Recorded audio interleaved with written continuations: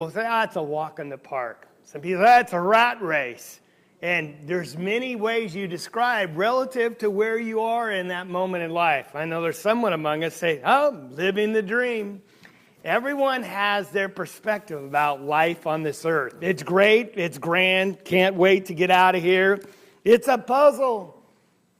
But yet, for those of us that are Christians, we desire something so much better than anything this world can offer. And that's what this text that was read for us by Danny talks about. And it's a better country. And when we have that as our vision, it changes everything we do here on this earth. And just even our attitude about how we see this world before us. So we're in this series that I've called Living Like You're Leaving. In other words, as Christians, we know we're going to heaven. We've been born again to a living hope. We want to go, and we know we're going. That's what that living hope means. So we see ourselves as no longer residents of this earth, but as Paul said in Philippians, our citizenship is in heaven. And that's what we're waiting for, is Christ to come and take us home. That's why Paul said, I desire, that means lust. I long to be with Christ. Even if that means I have to die, because that's the pathway home.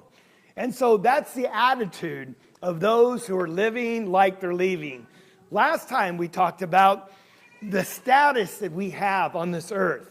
Peter talked about it using the words foreigner or a stranger. Now, a foreigner is someone that lives in a country that is not their own country. They do not have citizenship in the place which they abide. Their residency might be in that country, but their citizenship is elsewhere. And as citizens of the kingdom of heaven, we are foreigners here on this earth. It is the place of our residency, but our true home is in heaven.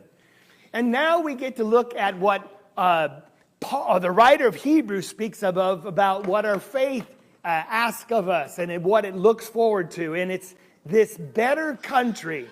And because we realize we're sojourners. I love that song that Brad led for us. Here we are, but strange pilgrims. A sojourner is just passing through. They do not have right of citizenship. They know that they don't own property necessarily here, but they do own an inheritance in heaven. And so when we look at this text, we're going to look at 3 points that are in this text that we've just had read for us.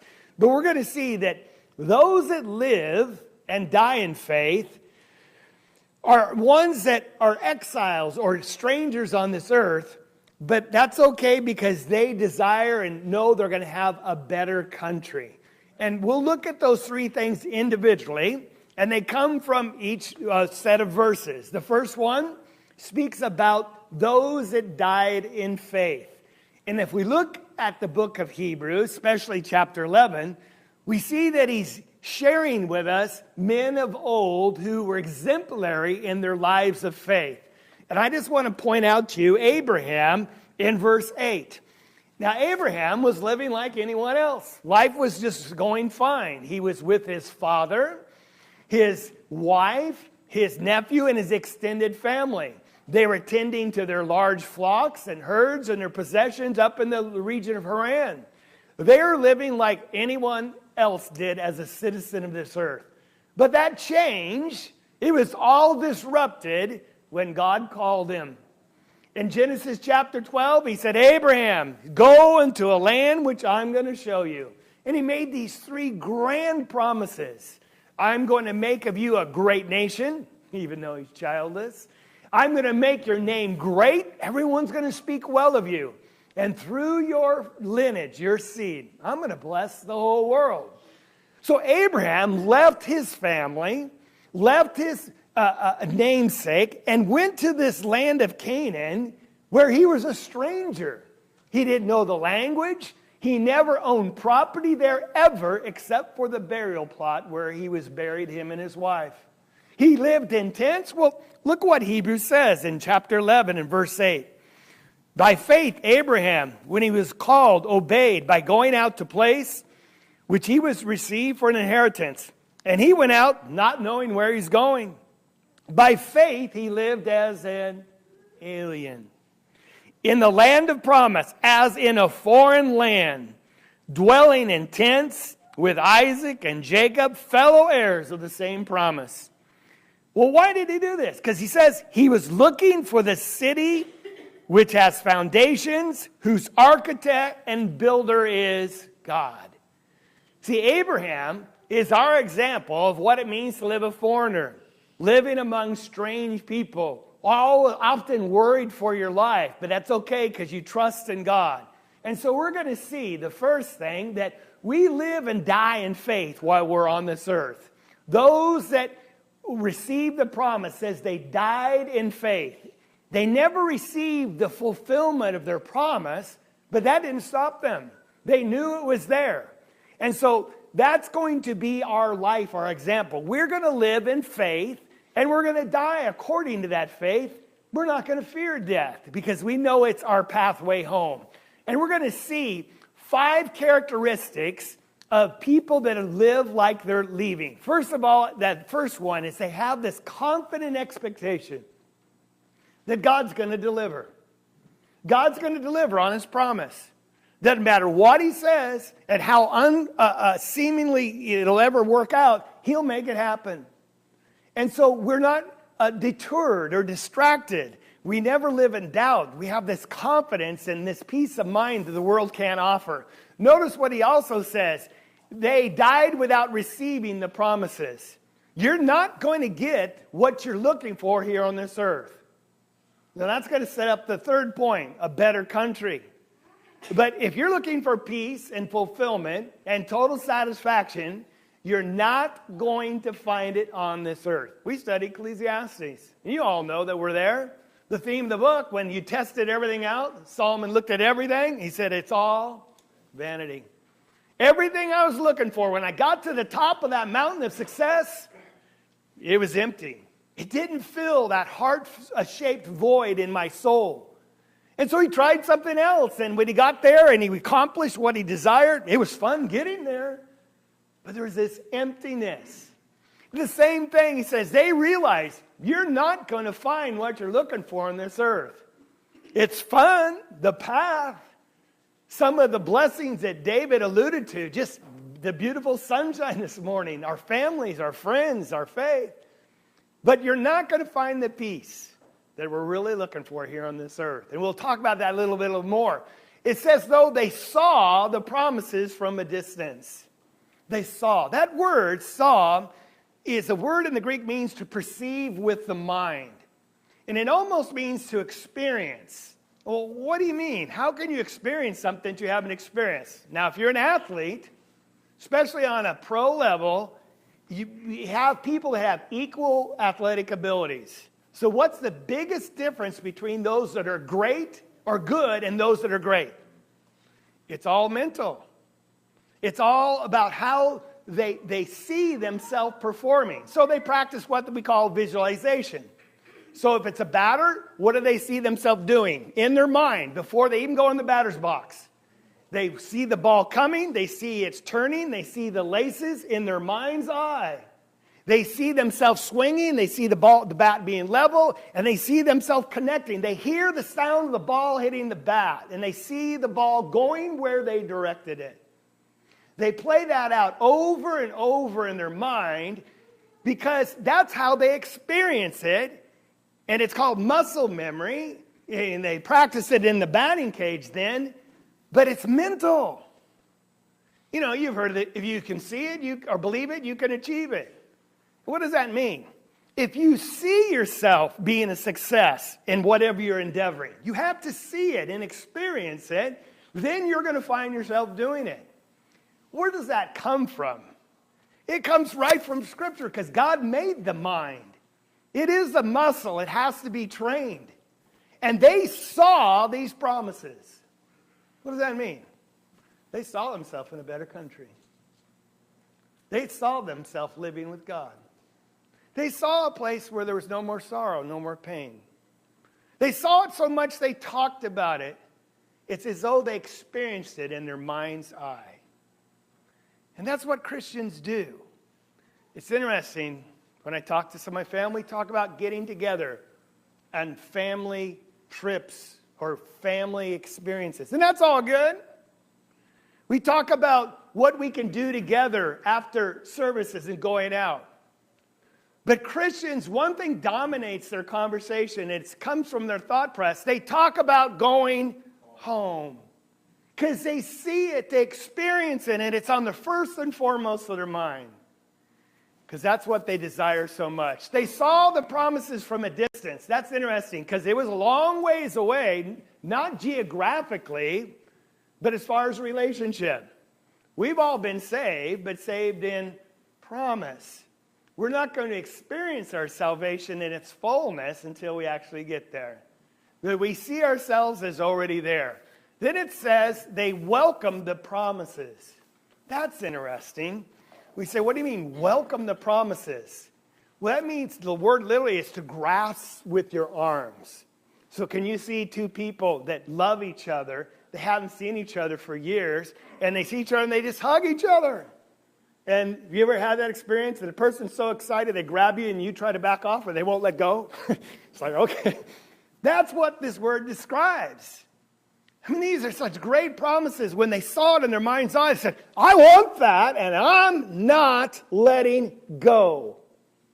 I'm not going to be deterred by this place where I make my residence and start setting roots down here.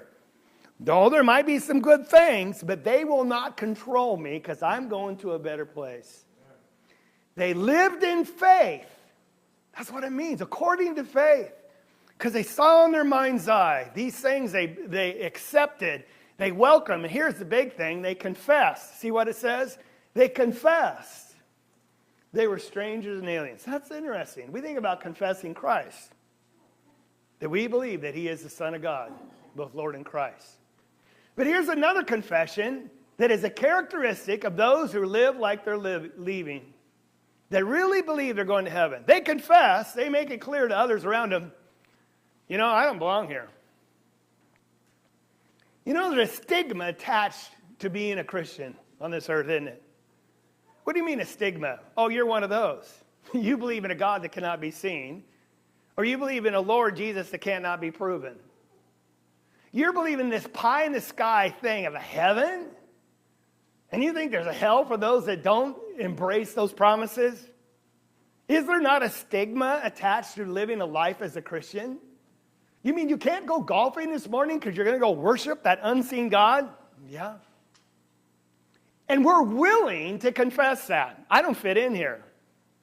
Yeah, I might seem a little strange to the people that don't understand me because they've never seen what I've seen. They don't hold on to what I hold on to. And that's why they're not willing to confess. I'm just a stranger here. I'll never be comfortable. I'll never be satisfied. I'll never be content. Though there's good things, but there's something so much better. I can't wait to get out of here. And see what Satan does, he deludes us to think this is all there is. You got to grab it now before it's too late because that's going to make your life worthwhile. And if you don't get it today, when you're older, you're going to regret it because you didn't do it. That's hogwash. Do it if you can, but embrace what is life indeed. And that's in heaven. And they confess. They're willing to acknowledge, yeah, I'm a little strange. It's okay.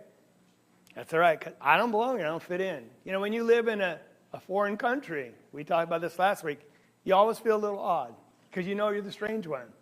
You don't eat the food they eat. You don't know how to use their money. You don't know their language. You don't dress the same.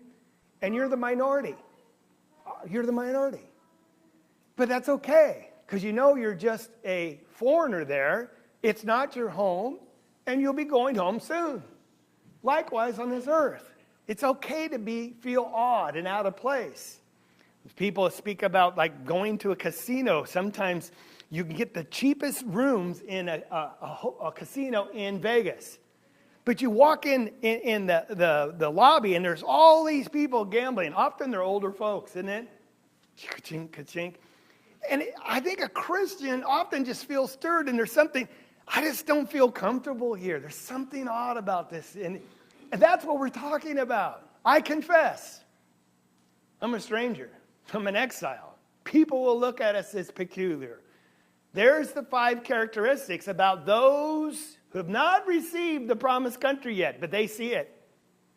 They've embraced it. and they're living for it. They never fit in. Notice what he goes on to say then.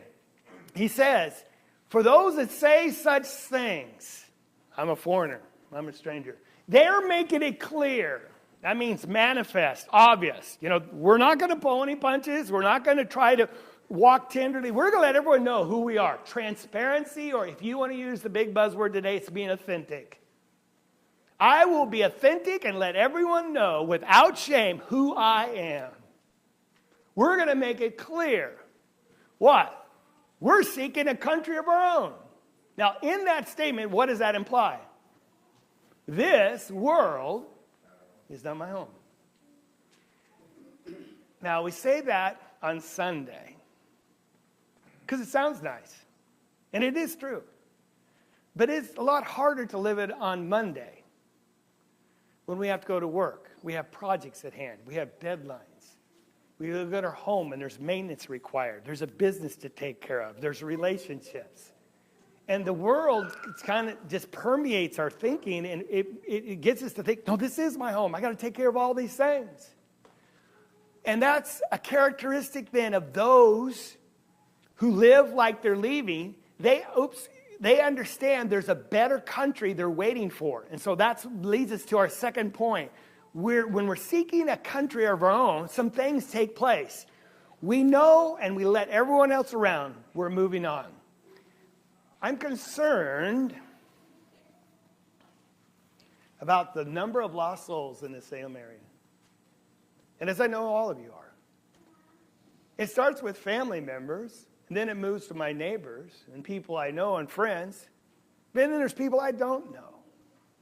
I'm concerned about the people that used to worship here and now have just kind of wandered from the faith. And they have made it clear by their actions and their language, this world is their home. They're not seeking a better country. See, it's obvious by what we say, what we talk about, and by what we do, what we're seeking. They make it clear they're seeking. In other words, seeking means to thoroughly investigate, to search out, to grab hold of. Like, this is your passion in life. Who was the conversation? Maybe it was, I don't remember who it was. It was baseball. Maybe it was Bruce. Someone was saying that they were in college, and the coach said, you got to decide whether baseball is going to be your priority or your studies. And so he chose his studies, quit the team, and became a what? Vice president of PG&E. That was you.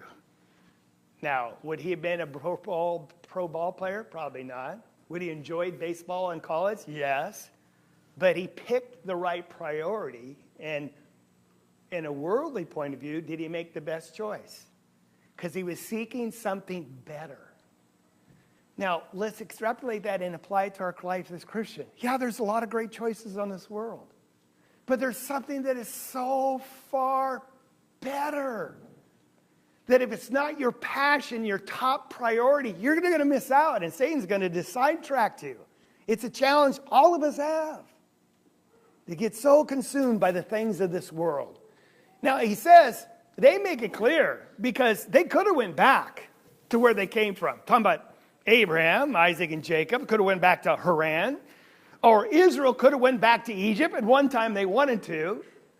But people of faith that see themselves as strangers are always looking for something better. They don't turn back.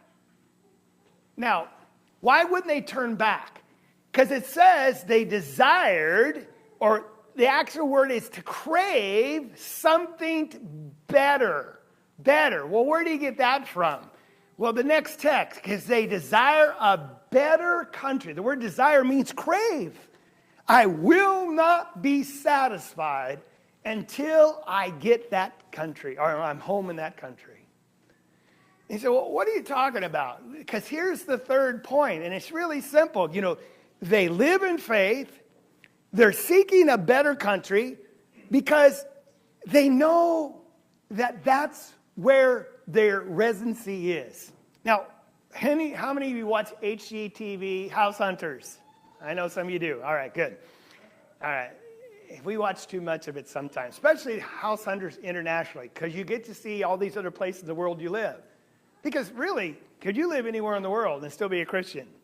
Should we have Christians living all over the world and making a difference? Yes. And if I get that vision plan in your mind, this United States is not where you live. Your citizenship is in heaven. And if God calls you to go somewhere else, go. Make a difference there. All right? Enough said about that. So, the way this show has its success, they have someone looking for a home to buy, whether it's first home owners or overseas, but it's always the same scenario. They look at 3 different homes, and none of the homes fit their checklist of things they want, right? But they're all very similar, but yet they're all different. And they say, here's our price range, and they show them a house that's above. Then they show them one that's below. And so we're left guessing at the end of the half-hour show, which one are they going to pick? And there's this tension. Will the wife win or the husband or whatever? And you want to know which are they picking, because they're all so close that it's hard to decide. And then after the commercial break, they tell you. And you go, man, I wouldn't have picked that. I picked that one. That one's a stupid house, you know. And that's what you do. And then you watch it again and do the same stupid scenario. But for Christians, there's no tension. That show flops. Because you show every country on this earth, every home, the nicest home in any of the countries. You show hundreds of them. Then you show them heaven. And a city built by the living God, it is so far better. It's already decided. The show's messed up because there's no tension. Everyone's going to pick heaven every time. Let's cancel the show. Heaven wins. I mean, that's all. You just go right to the end. That's what it's saying here. Why do they make it clear they're foreigners? Why are they looking forward and not looking back? Because it's so much better. So let's talk about life on this earth. Because I said earlier that if you're looking for happiness, fulfillment, sometimes success, and to fill that emptiness inside, you're not going to find it here ultimately. You look at just politics, the government, I have not gone anywhere without having someone complain about their local government. It happens in California, we're down there. It happens around here. It happens out of my mouth.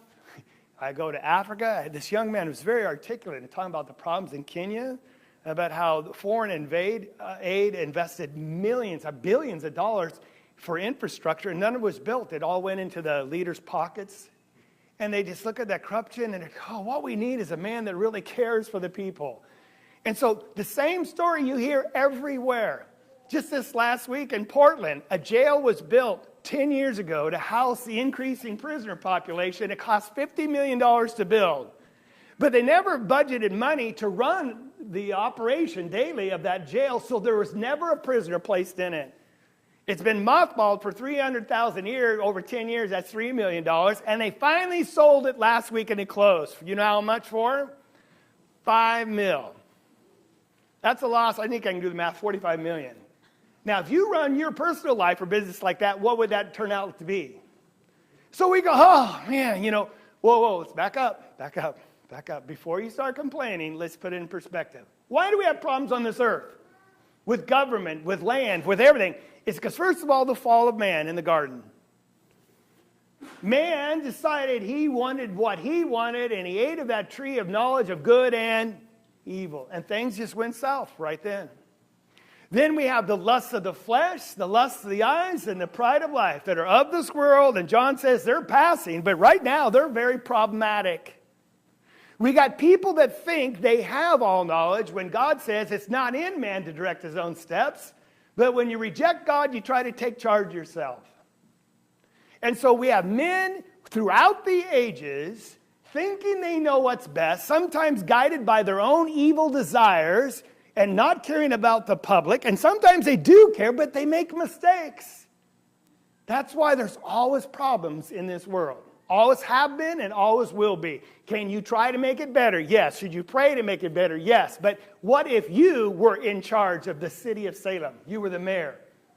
What if you were the governor of Oregon? Because often we think, well, man, if I was in charge, no. I have made so many stupid investments financially in my life. I have made so many mistakes because I did not have the wisdom to see the end from the beginning. And I know if I was governor, or if I was even mayor, not of Salem, but of Amity, I'd probably run the city into the ground. Now, is that not true? Because I know there's bankruptcy in this audience. I know there are people that are over their head in credit card debt. And yet we have the gall to complain about leaders. What are they? They're just men like you and me, in over their head. And all it goes to show is you're never, ever going to find happiness on this earth the way you want. It's never going to be that way because men are in charge. And the last thing is we have a god of this world. He's called Satan. He's tempting and influencing people, and it just gives us so much grief. But these people that live and die in faith, you and me, we're looking for something better. And we realize, I'm not going to find it here. It's up there in heaven. Why is it better? First of all, that relationship with God that we fell from originally in the garden, Adam and Eve, it's going to be restored fully. Lord willing, we'll talk about tonight about the pleasure of eating with someone, showing acceptance and fellowship. We will sit with God and dine with Him. It's a perfect fellowship restored. That's going to be so much better. There will be no more desires of the flesh, lust of the eyes, and the pride of life. Those will all be gone. There will be no more temptation because the god of this world will be cast in the lake that burns with fire, the second death, and all those that don't confess Jesus' name. So we'll be rid of all that, and we will be living in a city whose architect is God. No more tears. No more sun beating on your head. No more sorrow. No more labor. No more curses. It's so better that Christians just can't wait to get there. That's why they're seeking a country of their own. That's why they embrace death. The word desire, it carries the idea of stretching out. I just can't wait till I touch it. It's like a person that was getting in their car with the keys and they dropped them and they fell on the storm grate. And you stretch through the storm grate and they're right at the bottom. How far do you stretch to get your keys? As far as it takes, even if it hurts, just to grab those keys or you're not getting home. You've been in situations like that. That's the picture here. I will not be happy until I have it. I don't look back. I'm always looking forward because it's so much better. And this is the only one is a heavenly one. And here's what's really interesting. It says, therefore. Because they don't look back. Because they live and die in faith. Because they're always looking for a better country and they confess they're foreigners here. It says, God's not ashamed. What? Now we think of rightly about how we don't want to be ashamed of Christ. We don't want to be those that are ashamed of the gospel of Christ. As Paul said in Romans 1:16, I'm not ashamed of the gospel of God. It's the power of God to salvation. We know that Jesus said, whoever's ashamed of me on this earth, I'll be ashamed of him before my Father's in heaven. But did we ever think of that God could be ashamed of us? And we ought to think about that and dwell upon it. I want to live in such a way that God will not be ashamed of me. Well, how would he be ashamed of me? Well, it's put in the positive here so we can then talk about the negative. God is not ashamed to be called their God. That's interesting. When we speaking of Abraham, and that's what this context is speaking of, Abraham, Isaac, and Jacob, they had a God, Jehovah. And he was spoken of as repeatedly throughout the Old Testament scripture, the God of Abraham, Isaac, and Jacob. They were known as icons of faith and the God in whom they trusted and believed in during their sojourn on this earth. He was the God of Abraham, the God of Isaac, the God of Jacob. And it says, God was not ashamed that they called him their father. Now, what does that imply? There are some people that journey on this earth that call him their father, and God's going, oh, no, don't embarrass me. Don't defame my name by connecting yourself with me. Isn't that frightening that God will look at us and say, no, don't do that. I'm ashamed that you would call me your father, your God. But that's not us. Because when we have this desire, and we're never going to be satisfied on this earth until we get home in heaven, we're always reaching forward, never looking back, and we live a life of faith and we'll die in faith, God's not going to be ashamed. So what kind of person is that? I'll just give you a picture of some of the people in their day, back in Hebrews 11. When he speaks at the end of the chapter about some of these men, in verse 32, he says, I don't have time to talk about the rest of them, he says. About by faith they conquered kingdoms, performed acts of righteousness, they quenched the power of fire, they escaped the edge of the sword. Verse 35, women received back their dead by resurrection. Others were tortured. Others not accepting the release in order they might obtain a better inheritance, a resurrection. Others experienced mockings and scourging, yes, chains and imprisonment. Verse 37, they were stoned, they were sawn in two.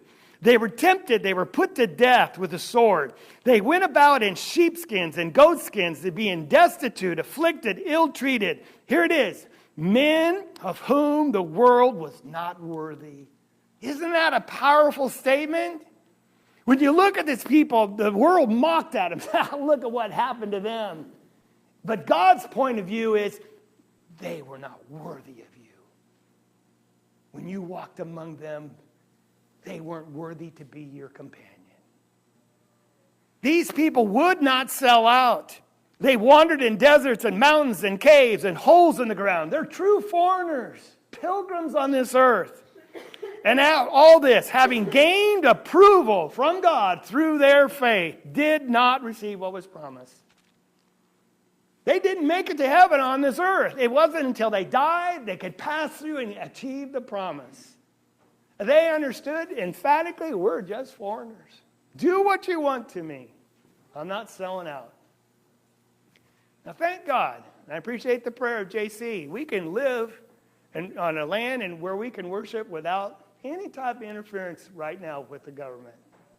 You look around the world, and that's not the case in other places. And yet, even though no one's been stoned here in the United States for their faith, no one's been sawn in two and thrown in prison, people don't go destitute because of their faith. Yet it's so sad to see people selling out for a moment of pleasure. Selling and compromising their faith just for a few dollars to get ahead on this world. Because their passions and their priorities are not in heaven, but they're on this earth. So we can't even speak about these kind of people when we compromise for such lesser things. But that's not us. Because we understand we have a better country. And any words I could share with you, justice of how great it's going to be. But we were determined to live a life on this earth where God's not going to be ashamed to call us his Father. That's why we sing this song. We're not going to sing it today, but it comes directly from this kind of thinking. This world is not my home. And I hope we have that conversation with our children and our grandchildren. As we're always looking forward, we're seeing it in our mind's eye. And we're conditioning them to the same thing, to talking about heaven, planting that thought. He said, my treasure, they're laid somewhere up beyond the blue. I see them from a distance, but I experience them as though it's real right now. That's the key. The angels are beckoning me from heaven's door. They're saying, come, you can do this. It's all ready. Just keep on reaching forward. And I can't feel at home in this world anymore. And my prayer for you, as you listen to these words that come from God as He's speaking to you, you get so agitated in your soul, you will never feel comfortable in this world again. You'll never feel satisfied. You'll always feel unease, and you're always going to be looking for something better, not being critical, not complaining, but always looking up for something better. That's the attitude of someone who's made heaven their home. That is the person that lives like they're leaving. We're going to sing a song. If we can help you in any way, won't you come as we sing just the first and last verses of 756.